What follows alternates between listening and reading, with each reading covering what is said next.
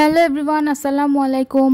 Macrame দড়ি দিয়ে যারা নতুন নতুন কাজ করছেন অথবা করবেন ভাবছেন, তাদের মনে একটা প্রশ্ন ঘুরপাক খায় যে মাঝপথে যদি দড়ি শেষ হয়ে যায় তখন কি করব। আপনিও যদি সেই দলেরই লোক হয়ে থাকেন তাহলে কিন্তু এই ভিডিওটা আপনার জন্যই। ম্যাক্রেম সুতা অথবা ম্যাক্রেম দড়ি দিয়ে কিন্তু বিভিন্ন রকম গিট দেওয়ার মাধ্যমে ডিজাইন করা হয়, আর এই গিটের মাঝখানে টেকনিক্যালি একটু দড়িটা ঢুকিয়ে দিলে কিন্তু দড়ি জয়েন্ট দেওয়া হয়ে যায়। কাজের মাঝপথে কিন্তু দড়ি শেষ হয়ে যাওয়াটা দোষের কিছু না, কারণ নতুন কোনো কাজ হাতে নিলে অনেক সময় বোঝা যায় না যে কাজটা কত দূর আগাবে, কতটুকু দড়ির প্রয়োজন হবে, আর তখনই মাথায় ঘুরপাক খায় যে এখন আমি কিভাবে জয়েন্ট দিব।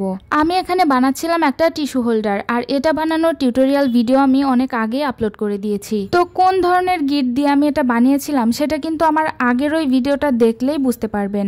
আমার কাছে মনে হয় ম্যাক্রেমের দড়ি দিয়ে কিছু বানানোর থাকলে যদি আপনি এই গিটটা সম্পর্কে জেনে থাকেন তাহলে আপনি অনেক কিছুই বানাতে পারবেন, কারণ এটা অনেকটা সহজ এবং দেখতে খুবই সুন্দর হয়। এই টিস্যু হোল্ডারটা বানাতে গিয়ে আমার মাঝপথে দড়ি শেষ হয়ে গিয়েছিল, তারপর আমি বুদ্ধি করে এখানে নতুন দড়ি জয়েন্ট করে দিয়েছি। যারা এই কাজগুলো একটু হলেও পারেন তারা আশা করি ভিডিওটা ভালো করে দেখলেই বুঝতে পারবেন, আর যারা একদমই নতুন তারা আমার আগের ভিডিওটা দেখে আসবেন এবং তারপরে এই ভিডিওটা দেখবেন, তাহলে অনেকটা সহজ হয়ে যাবে। আমি এখানে নতুন দড়ি জয়েন্ট করার পরে একটুখানি যে মাথা বের হয়েছিল সেখানে আবার গ্লু গান দিয়ে সেট করে দিয়েছি যেন কোনোভাবেই খুলে না যায়। আর এটাই ছিল ফাইনাল লুক। কেমন হলো অবশ্যই জানাবেন। আল্লাহ হাফেজ।